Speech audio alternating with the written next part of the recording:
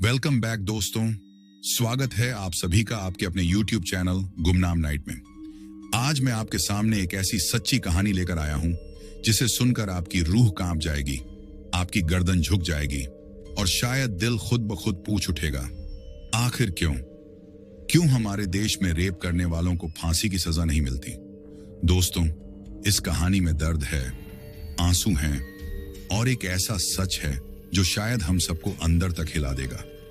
लेकिन इस बार मैं आपसे लाइक, शेयर या सब्सक्राइब की गुजारिश नहीं करूंगा। बस एक ही बात चाहता हूं, आप इस कहानी को अंत तक पूरा सुने, महसूस करें और फिर सिर्फ एक कमेंट करें। कमेंट में बस इतना लिखिए, क्या भारत में रेप करने वालों को सीधी मौत की सजा होनी चाहिए या नहीं? सिर्फ हां या ना। आपकी एक लाइन किसी बेगुनाह बहन की आखिरी आवाज साबित हो सकती है, क्योंकि यह कहानी है हमारे अरविंद पासवान भाई की, उनकी बहन की, जो अब इस दुनिया में नहीं है। उनका दर्द, उनकी चीख, उनकी आखिरी सांस आज मैं आप तक पहुंचा रहा हूं अरविंद भाई की ही जुबानी। तो आइए दोस्तों, बिना किसी देरी के शुरू करते हैं एक ऐसी सच्ची दास्तान जो आपके दिल पर एक उम्र भर का निशान छोड़ जाएगी।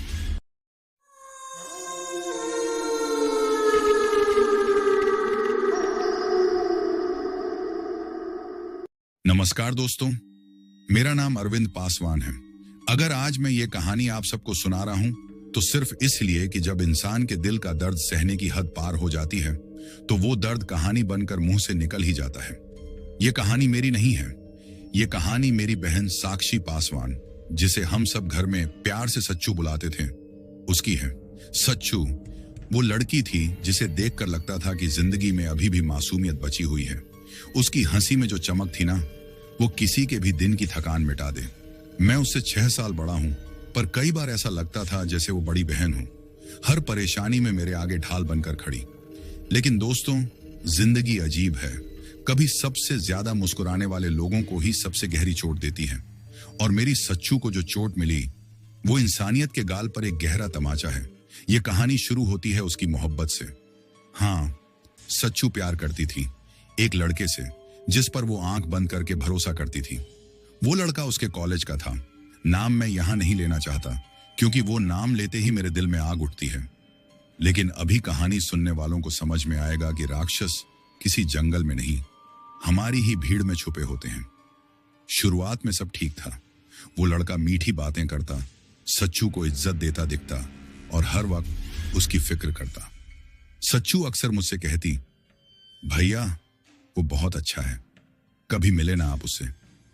मैं मुस्कुरा देता था, क्योंकि मुझे लगा था शायद मेरी बहन को उसकी खुशियां मिल गई हैं। कौन भाई नहीं चाहता कि उसकी बहन खुश रहे? लेकिन खुशी का जो सपना सच्चू ने बुना था वो किसी ने बहुत बेरहमी से तोड़ा। बहुत टाइम तक सब चल रहा था। सच्चू घर में भी जैसे खिली रहती। माँ बाप को भी उस लड़के में कोई बुराई नहीं लगती थी। हम सबको लगा कि वक्त आएगा तो रिश्ता ही कर दिया जाएगा। फिर एक दिन ऐसा आया जिसने मेरी जिंदगी हमेशा के लिए बदल दी। वो रात जब सच्चू घर नहीं लौटी, उस दिन सच्चू कॉलेज गई थी। शाम 4 बजे तक घर आने की आदत थी, लेकिन उस दिन 6 बज गए, 8 बज गए और 9 बजते बजते मेरी माँ की आंखों में डर साफ दिखने लगा। फोन लगाया, बंद। वो लड़का जिसका नाम सच्चू रोज लेती थी, उसे कांटेक्ट किया, उसका फोन भी बंद। मेरा दिल किसी अनजाने डर से कांपने लगा। सच्चू ऐसा कभी नहीं करती थी। रात के 11 बजे मैंने बाइक निकाली और उसके कॉलेज के रास्ते में ढूंढना शुरू किया। कंधे पर सिर्फ उसकी तस्वीर थी, आंखों में बेचैनी। हर मोड़, हर गली, हर दुकान वाले से पूछ रहा था, भाई ये लड़की दिखी हो क्या? हर जवाब नहीं। उस रात नींद, भूख सब जैसे खत्म हो गया। सुबह 5 बजे पुलिस में कंप्लेन दर्ज कराई, लेकिन आप जानते हो पुलिस का पहला जवाब क्या होता है?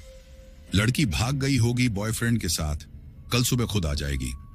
मैंने दहाड़ मारकर कहा, मेरी बहन ऐसी नहीं है, उसे ढूंढो।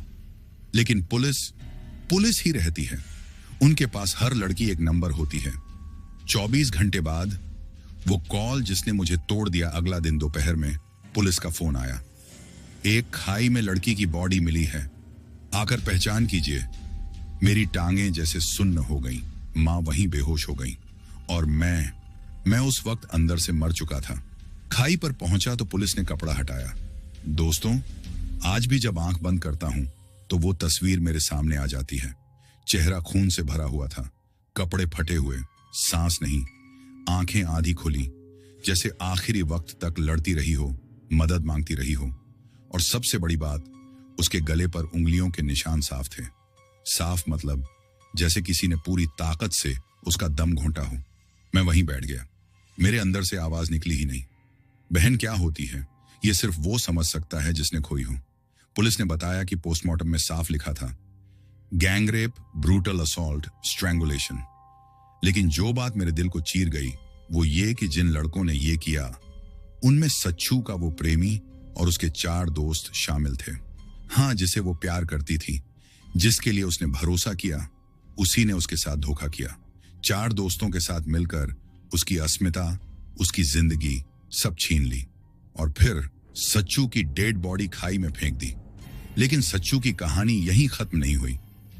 लोगों ने कह दिया अब जो होना था हो गया, लेकिन मैं कहता हूं सच्चू मरी नहीं है।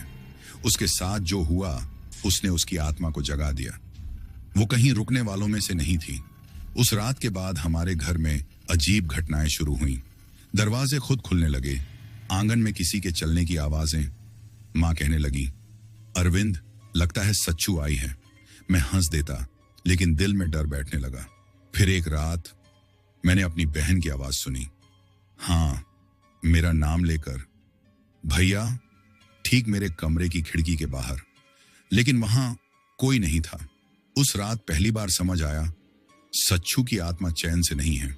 मैंने उस रात पहली बार अपनी बहन की आवाज सुनी थी, बिल्कुल मेरे कमरे की खिड़की के बाहर से, धीमी, कांपती हुई, ऐसी आवाज जिसे सुनकर कोई भी कह सके कि उसमें दर्द बसा है। और मैं आज भी इस बात पर कसम खा सकता हूं कि वो आवाज सच्चू की ही थी। उस रात मैं बिस्तर पर बैठा रहा। खिड़की के बाहर अंधेरा था। हल्की हवा पेड़ की पत्तियों को हिला रही थी, जैसे सारी प्रकृति मुझे एक संकेत दे रही हो। मेरे दिल की धड़कन तेज थी। मैंने धीरे से खिड़की खोली। बाहर कोई नहीं था, पर मिट्टी में कदमों के निशान थे, ऐसे जैसे कोई नंगे पैर आया हो और रुका हो। पर न जाने क्यों उन निशानों के पास हल्की सी एक अजीब गंध फैली थी, ना मिट्टी की, ना बारिश की, बल्कि कुछ ऐसा जैसे किसी पुराने जगह की बदबू, जहां इंसानी सांसें कब की बंद हो चुकी हों। मैंने खिड़की बंद की, बिस्तर पर बैठा और दीवार को घूरता रहा। नींद आंखों से कोसों दूर, मन में एक ही सवाल, क्या सचमुच सच्चू वापस आई है? अगले दिन सुबह मां ने कहा, अरविंद, रात को आंगन में कोई चला था। मैं जाग गई थी। मुझे लगा सच्चू है।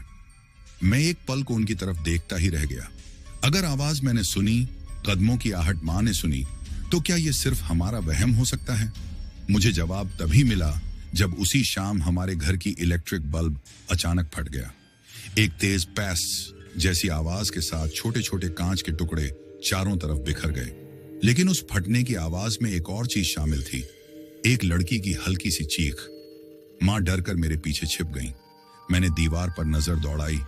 लाइट बंद थी, पर ठीक खिड़की के पास दीवार पर किसी के हाथ का काला निशान था, जैसे किसी ने जलते हुए हाथ से दीवार को छुआ हो और हाथ जल गया हो।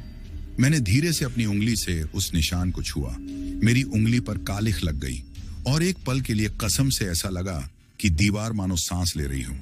मैं फौरन पीछे हट गया। मैं समझ चुका था सच्चू की आत्मा शांत नहीं है। वो घर वापस आई है, लेकिन वो अब इंसानी दुनिया की नहीं रही। अजीब घटनाएं शुरू होने लगी। उस रात से हर रात कुछ न कुछ ऐसा होने लगा जिसे मैं किसी को समझा नहीं सकता था। कभी आधी रात को सच्चू के कमरे से उसकी हंसने की आवाज आती, वही हंसी जो बचपन में आती थी जब मैं उसे चिढ़ाता था। कभी अलमारी खुद ब खुद खुलने लगती, उसके कपड़े फर्श पर गिरते और उनमें से एक हल्की सी खुशबू उठती, सच्चू की खुशबू। एक रात तो हद हो गई। मैं सो रहा था कि अचानक मेरी चादर किसी ने पैरों से खींच ली। मैं झटक कर उठ बैठा। कमरे में अंधेरा था, लेकिन ठीक मेरे बिस्तर के पास किसी के पैर दिख रहे थे। सिर्फ पैर, पूरे शरीर के बिना। वो पैर मिट्टी से सने हुए थे, पैर के नाखून टूटे हुए, उंगलियों के बीच काली गीली मिट्टी चिपकी हुई, ऐसा जैसे किसी ने इन्हें किसी खाई से बाहर निकालने की कोशिश की हो। मैं निशब्द रह गया। आवाज मेरे गले में अटक गई। जैसे ही मैंने सच्चू मुझे बुला रही थी, अगले ही पल कमरे का दरवाजा अपने आप धीरे धीरे खुला और बाहर के अंधेरे में से एक हल्की सी परछाई मेरे कमरे की ओर झुकी हुई दिखी। उस परछाई में चेहरे का कोई आकार नहीं था, लेकिन उसके बाल लंबे थे और वो वही पीला सलवार कुर्ता पहनने जैसी आकृति लिए हुए थी जो सच्चू ने मरने वाले दिन पहना था। मैं डर के मारे बिस्तर से उठ भी नहीं पाया। मेरे होंठ कांप रहे थे, लेकिन फिर वो परछाई धीरे धीरे खड़ी हुई और मेरे कमरे की खिड़की की तरफ चली गई। खिड़की के पास खड़े होकर वो एक पल को रुकी और फिर हवा में ऐसे घुल गई जैसे कभी थी ही नहीं। लेकिन उसके जाते ही खिड़की पर उसके हाथ के गहरे नीले निशान उभर आए, जैसे किसी ने अंदर आने की कोशिश की हो या बाहर जाने की। मैंने अंदर ही अंदर महसूस किया, सच्चू मुझे कुछ बताना चाहती है। वो चाहती है कि मैं उसकी मौत की सच्चाई जानूं और उसे न्याय दिलाऊं। लेकिन उसके साथ कुछ और भी था। आप यकीन मानिए, मैंने बहुत भूत प्रेत की कहानियां सुनी हैं, लेकिन जब आपकी खुद की बहन मरकर आपके घर लौटे तो वो कहानी नहीं रह जाती, वो जिंदा डर बन जाती है। कई बार जब मैं किसी कमरे में अकेला बैठता तो मेरे कंधे पर किसी का हाथ महसूस होता। वो छूना ऐसा नहीं था कि डर लगे, बल्कि जैसे कोई अपना हो। एक बार तो मैंने अपने कान के पास स्पष्ट सुना, भैया मैं अकेली नहीं आई। ये शब्द सुनकर पूरा घर जैसे ठंडा हो गया। मुझे समझ नहीं आया कि इसका मतलब क्या है, लेकिन धीरे धीरे चीजें साफ होने लगी। रात में बाहर बाड़े पर किसी के तेज तेज दौड़ने की आवाजें आने लगी। दरवाजे पर किसी के चार चार हाथों से खटखटाने की आवाजें। हवा में कभी सुगंध आती, कभी सड़ांध, जैसे दो अलग अलग आत्माएं एक ही समय में घर के पास घूम रही हों। मैंने महसूस किया, सच्चू अकेली नहीं लौटी, उसके साथ कुछ और भी आया है। कुछ बहुत क्रूर, बहुत गुस्सैल, बहुत अंधेरा। और असली भय तब शुरू हुआ। एक रात मैं अपने आंगन में बैठा था। चांद आधा था, हवा में सन्नाटा और पेड़ों की टहनियां जैसे किसी के डर से कांप रही हों। अचानक मैंने देखा, आंगन के कोने में कोई खड़ा है, लंबा, काला। उसका शरीर इंसान से बड़ा और आंखें दो लाल आग की तरह चमक रही थीं। वो धीरे धीरे हमारी पुरानी कुएं की तरफ बढ़ रहा था। मैं डर के मारे सांस भी धीमी कर चुका था। उसके कदमों से मिट्टी हिल रही थी। वो बिल्कुल मेरे सामने आकर रुका और बिना पलक झपकाए मेरी आंखों में देखता रहा। मुझे लगा मेरा दिल वहीं रुक जाएगा। वो जीव, वो साया, जो भी था, उसने ऐसे आवाज में कहा जो इंसानी नहीं थी, जिसकी तुम तलाश कर रहे हो वो तुम्हारे आसपास ही है। और इतना कहकर वो अंधेरे में गायब हो गया। उसके जाते ही कुएं से एक लड़की की चीख गूंजी। मैं दौड़ा, कुएं में झांका। वहां पानी नहीं था, सिर्फ अंधेरा। और उस अंधेरे में सच्चू की परछाई मुझे देखते हुए कह रही थी, भैया जिसने मुझे मारा है वो अब तुम्हें भी ढूंढ रहा है। मेरी रीढ़ की हड्डी बर्फ हो गई। मैं वहीं बैठ गया और पहली बार मुझे समझ आया, सच्चू बदला लेने आई है, लेकिन उसके साथ जो साया है वो सिर्फ बदला नहीं चाहता, वो खून चाहता है। अब डर सिर्फ डर नहीं रहा, ये जाल बन गया था। हर रात, हर कोना, हर साया मुझे घूरता लगता।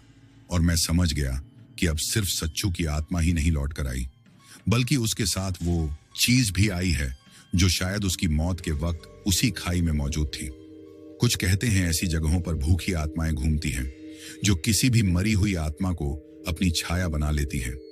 शायद सच्चू को भी उस अंधेरी शक्ति ने पकड़ लिया था और अब वो शक्ति मेरे घर को, मेरी जिंदगी को और मुझे अपनी गिरफ्त में लेना चाहती थी। शायद सच्चू को उस अंधेरी शक्ति ने पकड़ लिया था और अब वो शक्ति मेरे घर को, मेरी जिंदगी को और मुझे अपनी गिरफ्त में लेना चाहती थी।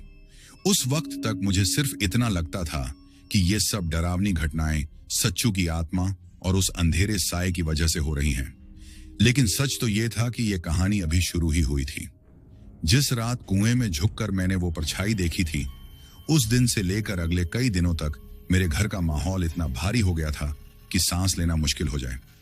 दिन में घर बिल्कुल शांत रहता, लेकिन जैसे ही शाम ढलती, दीवारों में हल्की कंपी शुरू हो जाती।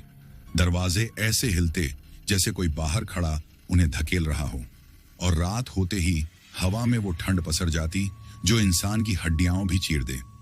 माँ अक्सर पूजा करती रहती, पर हर बार पूजा की थाली का दीपक अपने आप बुझ जाता। पिताजी देर रात घर लौटने से डरने लगे थे और मैं खुद नहीं समझ पा रहा था कि मैं डर रहा हूं या मैं बस सच्चू के संकेतों को समझने में देर कर रहा हूं। एक रात जब मैं घर के आंगन में बैठा था, कहीं से गाय के घंटी की आवाज आई, लेकिन हमारी तरफ कई किलोमीटर तक कोई गाय भैंस नहीं रहती। आवाज बहुत धीमी थी पर साफ थी, पहले दूर, फिर पास, फिर इतनी पास कि लगा कोई मेरे ठीक पीछे खड़ा है। मैं मुड़ा, लेकिन वहां कुछ नहीं था, सिर्फ हवा थी, ठंडी, भारी और किसी गंध के साथ। वही गंध, वही मिट्टी की, वही नम सड़ी हुई झाड़ियों की, जो उस खाई के पास आती थी जहां सच्चू की डेड बॉडी मिली थी। उस गंध ने मेरी रीढ़ में आग की तरह डर उतार दिया। अचानक मुझे अपने पीछे किसी के कदमों की आहट सुनाई दी। कदम धीमे थे, लेकिन उनमें एक अजीब वजन था, जैसे किसी के पैर नहीं बल्कि कोई साया जमीन पर घिसट रहा हो। मैं धीरे से उठा, मुड़कर देखा, कोई नहीं, लेकिन जमीन पर पांव के निशान ताजा बने हुए थे, नंगे पांव, और उन पर खून के धब्बे थे। ये किसके थे? सच्चू के या उस अंधेरे साए के? एकाएक हवा एक दिशा से बहना शुरू हुई और एक धीमी, कराहती हुई, बेहद दर्द भरी लड़की की आवाज आई, भैया। वो आवाज इतनी टूट चुकी थी कि सुनने भर से रूह कांप जाए। ये वही आवाज थी जिसे मैंने बचपन से सुना था, लेकिन अब उस आवाज में दर्द से ज्यादा गुस्सा था। मैंने कदम आगे बढ़ाए और आवाज की दिशा में देखने की कोशिश की। अचानक आंगन के बीच में, ठीक नीम के पेड़ के पास, धुआं उठने लगा। वही धुआं जिसे मैंने सच्चू की चिता वाले दिन देखा था, लेकिन ये धुआं सुगंधी नहीं था। ये धुआं सड़ा हुआ था, भारी था, और उसमें एक साया जैसे बनकर उभर रहा था। धीरे धीरे वो साया आकार लेने लगा। लंबे बाल, फटी हुई सलवार, धुंधला चेहरा और आंखें गहरे गड्ढों जैसी। मैंने सांस रोक ली, मेरी टांगें कांप गईं। मैंने आंखें सिकोड़ कर देखा, वो सच्चू थी, पर वो वैसी नहीं थी जैसी मैं उसे जानता था। उसकी आंखों में नीले और काले रंग का मिला जुला धुआं घूम रहा था। चेहरा जख्मी था, जैसे मौत के वक्त जितनी चोटें लगी थीं, वे सब उसकी आत्मा के साथ भी आई हों। उसकी गर्दन के चारों तरफ उंगलियों के गहरे निशान थे, जिन्हें देखकर मेरा सीना जल उठा, क्योंकि वही निशान उसकी पोस्टमार्टम रिपोर्ट में थे। सच्चू ने मुझे देखा, पर उस देखने में प्यार नहीं था, उसमें एक बेचैन चीख थी। उसने होंठ खोले और उस आवाज में बोलने की कोशिश की, भैया, वो अभी भी जिंदा है। मैं समझ नहीं पाया, कौन? सच्चू ने गर्दन झुका ली, उसकी सांसें जैसे धुएं की लहरों में बदल गईं, और उसने कांपती आवाज में कहा, जिसने मुझे मारा वो अब भी जिंदा है, और वो लौट आया है। यह सुनते ही मेरा पूरा शरीर बर्फ जैसे जम गया। क्या इसका मतलब था कि वो लड़का जिसने 4 दोस्तों के साथ मिलकर सच्चू का रेप करके उसे मारा था, वो वापस इस इलाके में आ गया है? सच्चू एक पल को रुकी, उसकी परछाई कांपी, उसके पैरों की तरफ से मिट्टी ऊपर उठने लगी, और उसी मिट्टी में से एक दूसरा साया उभर आया। यह साया सच्चू से बड़ा था। उसकी आकृति इंसान जैसी नहीं थी, लंबा, झुकता हुआ, काले धुएं से भरा हुआ, और उसकी आंखें लाल थीं, जैसे किसी ने जलते कोयले को आंखों में भर दिया हो। सच्चू ने धीरे धीरे मेरी तरफ उंगली उठाई, पर उसके उठाने में डर नहीं था, वो चेतावनी थी। भैया, ये मेरे साथ खाई में था, ये मुझे नहीं छोड़ेगा, और अब ये तुम्हें बुला रहा है। मेरा दिल इतनी तेज धड़कने लगा कि मुझे लगा वहीं रुक जाएगा। मैंने उस काले साए को देखा, वो मुझे बस घूर रहा था। उसकी सांसें हवा नहीं, आग जैसी थी। वो इंसान नहीं था, ना ही ये कोई साधारण भूत था। इसमें कुछ ऐसा था जो किसी इंसानी मौत से पैदा नहीं होता। ये कोई भूखी आत्मा थी, किसी खाई में दफन, किसी जंगल में भटकती, जिसने अपनी शक्ति बढ़ाने के लिए सच्चू की आत्मा को पकड़ लिया था, और अब वो मुंह तक पहुंचना चाहता था। अचानक वो साया आगे बढ़ा, पेड़ की शाखें उसके भार से झुकने लगी, जमीन कांपने लगी, हवा में अजीब चीखों की आवाज आने लगी, जैसे कई आत्माएं एक साथ रो रही हों। मैं पीछे हटने लगा, लेकिन तभी सच्चू की परछाई मेरे सामने आ गई। उसने हाथ उठाया, और पहली बार उसकी आंखों में उस बहन वाला प्यार दिखा जो शायद उसकी मौत के पहले क्षण तक था। उसने कहा, तुम्हें उससे लड़ना होगा, वरना ये तुम्हें भी ले जाएगा। मैंने डर से कांपते हुए पूछा, लेकिन क्या करना होगा? सच्चू चुप रही, क्योंकि शायद वो खुद अब पूरी तरह अपने बस में नहीं थी। उसकी आत्मा उस साये से जुड़ चुकी थी। वो मुझे बचाना चाहती थी, लेकिन वो साया उसे रोक रहा था, जैसे उसे अपने अंदर खींच रहा हो। अचानक हवा रुक गई, पूरा आकाश काला पड़ गया। नीम के पेड़ की पत्तियां तेजी से कांपने लगीं और अगले ही पल वो अंधेरा साया मेरे ऊपर झपट पड़ा। मुझे ऐसा लगा जैसे मेरे सीने पर किसी ने भारी पत्थर रख दिया हो। मेरी सांसें रुक गईं, आंखों के सामने अंधेरा फैलने लगा। कानों में सिर्फ एक आवाज गूंजी, जिसका खून बहा है उसका खून मुझे चाहिए। मैं गिर पड़ा। जमीन मेरे नीचे कांप रही थी।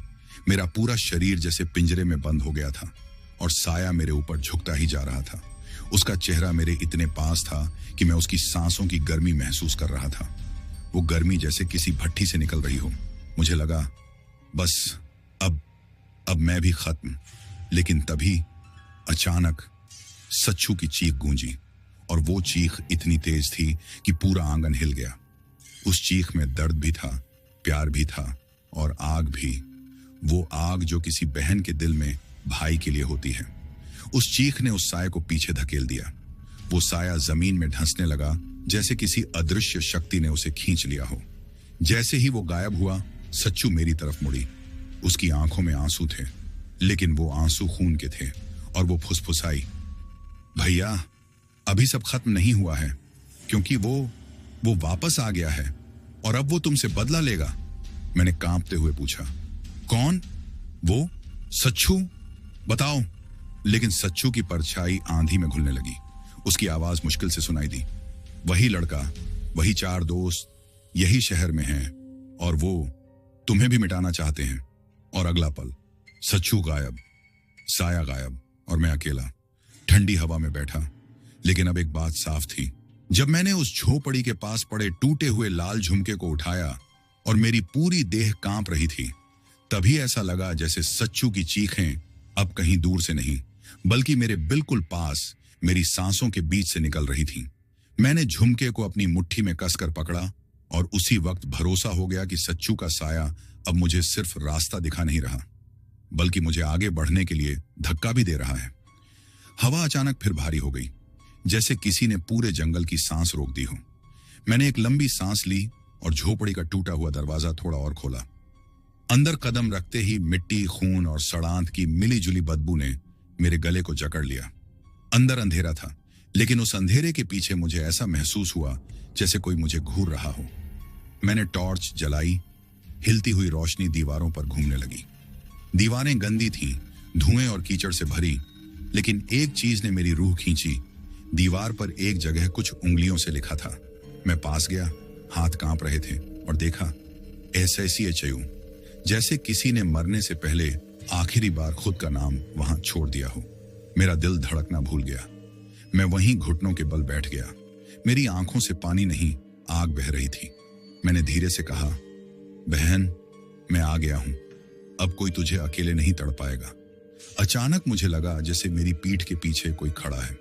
मैंने पलट कर देखा, कोई नहीं, पर झोपड़ी की छत पर लगे पुराने टीन अचानक कांपने लगे, जैसे किसी ने जोर से धक्का मारा हो। हवा तेज हुई और एक ठंडी लपट मेरी गर्दन से छूकर निकली।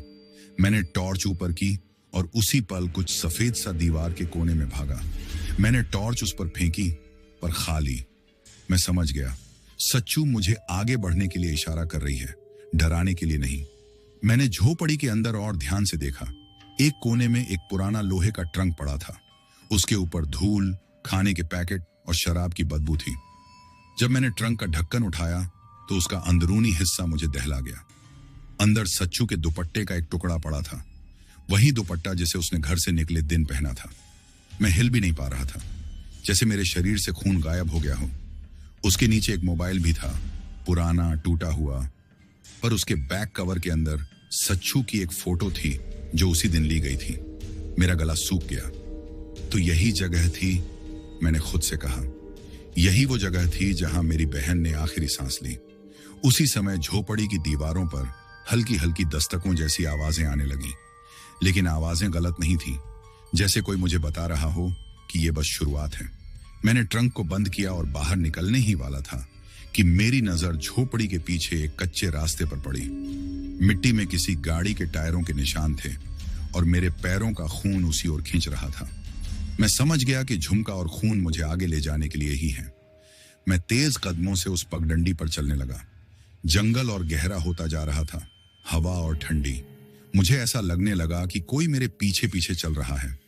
मैं एक छोटी पहाड़ी तक पहुंचा जहां खाई शुरू होती थी। वही खाई, वही जगह जहां उन्होंने मेरी बहन को फेंका था। मेरे कदम खुद ब खुद रुक गए। खाई के किनारे हवा पागलों की तरह घूम रही थी, जैसे सच्चू चिल्ला रही हो, मैं यही हूं, अरविंद भैया, मैं यही हूं। मैं खाई के किनारे घुटनों पर बैठा और नीचे देखा। अंधेरा था, पर अंधेरे के बीच मुझे सफेद कपड़े जैसा कुछ दिखा। उसी समय अंधेरे से एक धीमी आवाज आई, भैया। मेरी सांस रुक गई, मेरे बाल खड़े हो गए। वो आवाज मानो मेरी पूरी रीढ़ पर चलती हुई दिल तक पहुंच गई। मैं डर नहीं रहा था, मैं टूट रहा था। मैंने खाई में घूर कर देखा, आंखें फैल गईं। कपड़े का टुकड़ा, बालों का गुच्छा और उसी के पास घुटनों के गिरे हुए निशान। मैं जान गया कि सच्चू आखिरी बार यहां संघर्ष की थी और यहीं उसकी आत्मा अभी भी कैद थी। मैंने खाई के नीचे उतरने की कोशिश की, पर ढलान बहुत फिसलन भरी थी। मैं वापस ऊपर खड़ा होकर चिल्लाया, सच्चू, मैं यहां हूं, मैं तुझे छोड़कर नहीं जाऊंगा, तू अकेली नहीं है। हवा एकदम शांत हो गई, जैसे जंगल ने मेरी आवाज को पकड़कर रोक लिया हो। फिर अचानक खाई के नीचे से हल्की रोशनी चमकी, नीली, ठंडी, कंपकंपी पैदा करने वाली। वो रोशनी फैलती गई और जैसे धुंध का एक गोल घेरा बन गया। उस धुंध में मुझे किसी लड़की की परछाई दिखने लगी। मैं बिना पलक झपकाए देखता रहा। वो परछाई धीरे धीरे साफ हुई। एक लड़की, खुले बाल, फटा दुपट्टा, चेहरा खून से सना, आंखें सूजी हुई और पैरों के आसपास मिट्टी जैसे जमी हुई हो। वो मेरी सच्चू थी। मेरी सांस टूट रही थी, मगर आंसू रोके नहीं रुक रहे थे। उसने ऊपर मेरी तरफ देखा। उसकी आंखों में डर नहीं था, उसमें इंतजार था, दर्द था और एक अनकहा सवाल था, क्यों? मैं कांपती आवाज में बोला, मैं आ गया हूं बहन, मैं तुझे छोड़कर नहीं जाने वाला। जिन्होंने तेरे साथ ये किया, मैं उन्हें जिंदा नहीं छोड़ूंगा। उसकी परछाई ने धीरे धीरे सिर हिलाया और उसी समय उसके पीछे से 4 काली परछाइयां उठने लगीं, लंबी, भद्दी, भारी, जैसे सच्चू के दर्द ने उन्हें आकार दिया हो। 4 के 4 अलग अलग आकार, जैसे वो 4 दोस्त हों जिन्होंने उसके साथ ये दरिंदगी की थी। मैंने पीछे कदम खींचा, तभी एक तेज आवाज हुई, भाग मत भाई। मैं वहीं जम गया। आवाज सच्चू की थी। मैंने जवाब दिया, नहीं भागूंगा, अब पीछे नहीं हटूंगा। हवा अचानक ठंडी हुई, पूरा जंगल एकदम शांत और खाई के ऊपर काली धुंध फैलने लगी। जैसे बदला सिर्फ आत्मा का नहीं, समय का भी इंतजार था। मैं खड़ा ही था कि मेरे पीछे अचानक किसी ने जोर से कदम पटक कर जमीन हिलाई। मैंने पलट कर देखा, खड़ा था वही लड़का, वो लड़का जिसने सच्चू के साथ पहले भरोसा किया, फिर धोखा, फिर मौत दी। उसका चेहरा डर से सफेद था, होंठ कांप रहे थे, आंखें लाल और डरी हुई। उसने मुझे देखकर धीरे धीरे कहा, अरविंद, वो आ गई है, वो हम सबको खत्म कर देगी। वो इस जंगल में घूम रही है, वो हमें छोड़ने वाली नहीं। तू क्यों आया यहां? मैंने एक कदम उसके सामने बढ़ाया। क्यों आया? क्योंकि तूने मेरी बहन को मारा है और अब तेरा हिसाब बकाया पूरा होगा। उसने कांपते हुए कहा, नहीं नहीं, मैं नहीं चाहता था। उसने ही। मैंने दहाड़ कर कहा, नाम ले, किसने पहले प्लान बनाया? वो बोलने ही वाला था कि अचानक उसकी गर्दन के पीछे कुछ काला सा लपका। मैंने टॉर्च उस पर फेंकी। वो काला साया उसकी गर्दन पर चढ़ा और उसे खींचकर खाई की तरफ ले गया। वो लड़का जमीन पर घसीटते घसीटते चिल्लाने लगा, नहीं नहीं, बचाओ अरविंद, कुछ करो। मैं भागकर उसे पकड़ने गया, लेकिन जैसे ही मैंने उसका हाथ पकड़ा, उसके पीछे एक गड़गड़ाहट हुई। खाई की धुंध से सच्चू की परछाई उठी और पहली बार उसने अपनी आंखें पूरी तरह खोली। उनमें अपना दर्द नहीं, बल्कि बदला था। उसने मेरा हाथ छोड़ने का इशारा किया। मेरी उंगलियां खुद ब खुद ढीली हो गईं। उस लड़के की चीखें आसमान फाड़ती रहीं और काला साया उसे खाई के अंदर ले गया। जंगल फिर शांत हो गया। सच्चू की परछाई ने मेरी तरफ देखा। उसकी आंखों में पहली बार दर्द कम और सुकून ज्यादा था, लेकिन बदला अभी पूरा नहीं हुआ था। बाकी 3 अभी जिंदा थे और सच्चू की आत्मा तब तक पूरी मुक्त नहीं होगी जब तक चारों का हिसाब नहीं चुकाया जाएगा। मैंने खाई के किनारे खड़े होकर फुसफुसाया, बहन, मैं हर एक को ढूंढूंगा, चाहे वो जहां छिपे हों, तू बस मुझे रास्ता दिखाती रहना। हवा फिर ठंडी लगी और मेरे पैर खुद ब खुद जंगल के बाहर वाली पगडंडी की तरफ बढ़ने लगे। रात लंबी थी, लेकिन बदले की आग उससे भी लंबी थी। और अब मैं अकेला नहीं था, मेरे साथ मेरी बहन की आत्मा थी। जंगल की उस ठंडी अंधेरी पगडंडी पर कदम बढ़ाते हुए मुझे लग रहा था कि मेरे पीछे कोई चल रहा है, लेकिन कदमों की आवाज मेरी नहीं थी। वो हवा नहीं थी, वो जानवर नहीं था, वो सच्चू का साया था जो अब मेरे बराबर बराबर चलने लगा था। भले मुझे दिख नहीं रहा था, पर उसकी मौजूदगी मेरी सांसों में महसूस हो रही थी, जैसे वो कह रही हो, भैया अब रुकना नहीं, अब आखिरी तक जाना है। पहली मौत हो चुकी थी, पर बदला अभी पूरा नहीं हुआ था, और मैं अब डर के किसी भी रूप से परे जा चुका था। जंगल से बाहर निकलते ही पगडंडी मुख्य सड़क पर आकर खत्म हुई, वही सड़क जहां से सच्चू को बहला फुसला कर ले जाया गया था। रात के 2 बजे होंगे। सड़क एकदम सुनसान, दूर कहीं कुत्तों के भौंकने की आवाज, ठंडी हवा के थपेड़े, और मेरे दिल में एक आग जो मुझे कांपने नहीं दे रही थी। मैंने जेब से वो टूटा हुआ पुराना मोबाइल निकाला जो ट्रंक में मिला था। स्क्रीन टूटी थी, पर बैटरी में थोड़ी सी जान बची थी। जब मैंने उसे ऑन किया तो स्क्रीन पर आखिरी कॉल की हिस्ट्री खुल गई। सबसे ऊपर नाम था रवि। ये वही लड़का था जो सच्चू को सबसे ज्यादा जानता था, वही जिसने प्लान बनाया था, वही जिसने बाकी तीनों को बुलाया था, वही जिसने सच्चू को विश्वास दिलाया था कि वो उसे शादी करेगा, और फिर उसी रात उसके साथ जानवरों से भी बुरा किया। मेरी सांसें भारी हो गईं। सच्चू, आज उसकी बारी है। मैंने उसी समय रवि के घर का रास्ता पकड़ लिया। सड़क लंबी थी, लेकिन रात की हवा में ऐसा लग रहा था जैसे मेरी बहन मेरे कदमों को धक्का दे रही हो। लगभग 10 मिनट बाद एक बड़ा मोड़ आया, और उसके बाद रवि का घर। घर बाहर से शांत, अंदर से अंधेरा, पर उसकी बाइक बाहर खड़ी थी, उसका मतलब वो घर में ही था। मैं गेट के पास पहुंचा ही था कि हवा अचानक बर्फ की तरह ठंडी हो गई। मेरी गर्दन के पीछे एक ठंडी लपट सी लगी। सच्चू आ गई थी। मैंने धीरे से कहा, डर मत बहन, आज तेरा दर्द खत्म होगा। मैंने गेट खोला और अंदर कदम रखा। घर के अंदर बिल्कुल अंधेरा था, लेकिन इस बार मुझे टॉर्च ऑन करने की जरूरत नहीं पड़ी। ऐसा लगा जैसे एक फीकी सी नीली रोशनी खुद ब खुद मेरे आगे चल रही हो, जैसे सच्चू मुझे रास्ता दिखा रही हो। मैं हॉल में पहुंचा। वहां बिखरी शराब की बोतलें, राख और जमीन पर पड़े चप्पल दिखे। यह साफ था कि रवि अपने अंदर के डर को शराब में डुबाने की कोशिश कर रहा था। मैंने उसकी आवाज सुनी। वो किसी से बात कर रहा था, लड़खड़ाती हुई आवाज में। मैं धीरे धीरे उसके कमरे के पास पहुंचा और दरवाजा आधा खुला पाया। अंदर झांक कर देखा, रवि जमीन पर बैठा था। उसका चेहरा सफेद, उसकी आंखें लाल और सूजी हुई। वो फोन पर चिल्ला रहा था, मैंने क्या किया था? मैं क्यों? वो मुझे छोड़ नहीं रही। वो मेरे सपने में आती है, मेरे कमरे में आती है, वो मेरी गर्दन दबाती है। मैं मर जाऊंगा, सुनो, मुझे बचाओ। उसे नहीं पता था कि वो अकेला नहीं है। उसे नहीं पता था कि उसका अंत उसके सामने खड़ा है। मैंने धीरे दरवाजा धक्का देकर खोला। उसने मेरा चेहरा देखा और उसकी आंखें डर से फैल गईं। अब अरविंद, तू यहां? कौन? किसने? मैंने एक कदम आगे बढ़ाया। मैं यहां इसलिए आया हूं क्योंकि तूने मेरी बहन को मारा है। उसकी सांस अटक गई। वो पीछे पीछे सरकता हुआ दीवार से लग गया। नहीं अरविंद, मैंने कुछ नहीं किया। मैं मजबूर था। वो बाकी 3, उन्होंने, मैंने गुस्से में दहाड़ते हुए कहा, झूठ। तू ही पहला था जिसने उसे धोखा दिया। तू ही वो था जिसने उसे जंगल में बुलाया। तू ही वो था जिसने उसे रोने नहीं दिया। तू ही सबसे पहले उसके कपड़े फाड़े, और तू ही वो है जिसने। मैं रुक गया। मेरी आवाज कांप रही थी। मेरी मुट्ठियां दर्द से भर गई थीं। उसी समय कमरे की खिड़की अपने आप खुल गई। हवा अंदर आई। हवा नहीं, सच्चू का साया। रवि चीख पड़ा, नहीं नहीं, वो आ गई, वो यहां है। अरविंद, बचा ले। मैंने उसकी आंखों में देखा, और पहली बार मुझे उसमें इंसान नहीं, डर से कांपता हुआ जानवर दिखा। आज कोई तुझे बचाने नहीं आएगा, मैंने कहा। अचानक कमरे की लाइट्स झपझपाने लगी। हवा घूमने लगी। दीवारों पर परछाइयां लंबी और अजीब आकार की बनने लगी। रवि कांप रहा था। उसका शरीर जमीन पर गिर गया। उसकी चीखें कान फाड़ने लगी। तभी कमरे के बीचों बीच धुंध जमा होने लगी, नीली, गहरी, ठंडी। उस धुंध ने धीरे धीरे आकार लिया और फिर वो थी सच्चू।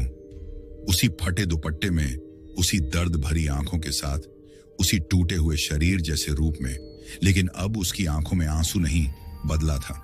रवि जमीन पर घिसटते हुए उसके पैरों से दूर भागने की कोशिश करने लगा। मैंने कहा, भाग कहां रहा है, ये तो सिर्फ शुरुआत है। सच्चू ने अपनी उंगलियां हवा में फैलाई। कमरे में ठंड ऐसे गिरने लगी जैसे बर्फ बरस रही हो। रवि की सांस अटकने लगी। उसका शरीर कांप कर ठंडा पड़ने लगा। मुझे माफ कर दो। उसकी आवाज कांप रही थी, टूट रही थी। सच्चू ने धीमे से सिर एक तरफ झुकाया। उसके बाल हवा में उड़ रहे थे और फिर उसकी आंखों में एक आग उभरी, काली, गहरी, बदले की। अचानक से रवि की गर्दन पर अदृश्य हाथों जैसी पकड़ आई। वो चीखा, नहीं नहीं नहीं। परसों उससे लड़ने वाली सच्चू नहीं थी। आज वो एक ऐसी ताकत बन चुकी थी जिसे कोई रोक नहीं सकता था। अदृश्य पंजों ने रवि के शरीर को जमीन से उठाया। उसकी टांगें हवा में लटक रही थीं। उसकी चीखें बढ़ती गईं। फिर एक ही झटके में उसका शरीर दीवार से टकराया। धड़ाम! रवि जमीन पर गिरा। उसकी सांस चली गई। अंत हो चुका था। कमरा शांत हो गया। हवा रुक गई। सच्चू की परछाई धीरे धीरे मेरी तरफ मुड़ी। वो पहली बार मुस्कुराई, बहुत हल्की, बहुत दर्द भरी, लेकिन सुकून वाली मुस्कान। मैंने धीरे बोला, बहन, अब तेरी आत्मा को शांति मिलेगी। उसने सिर हिलाया, लेकिन फिर कुछ अजीब हुआ। उसकी परछाई स्थिर न रहकर हिलने लगी। उसके शरीर से धुंध उठने लगी। उसकी आंखों का दर्द कम होकर धीरे धीरे एक शीतल चमक में बदल गया। उसका रूप हल्का होने लगा, जैसे सुबह की धूप में धुंध गायब होती है। मैं डर गया। सच्चू, रुक, तू जा रही है? उसकी आंखें कह रही थीं, हाँ, मेरा काम पूरा हुआ। मेरी आंखों से आंसू बहे। सच्चू, तू अकेली मत जा, मैं तेरे बिना। अचानक उसने अपनी उंगली मेरे होंठों पर रखी, जैसे कह रही हो, चुप, अब दर्द खत्म, अब तुझे जीना है। अब मेरी तरफ से दुनिया से बदला खत्म। अब तू मेरा भैया है और मैं हमेशा तेरे साथ रहूंगी, बस दिखाई नहीं दूंगी।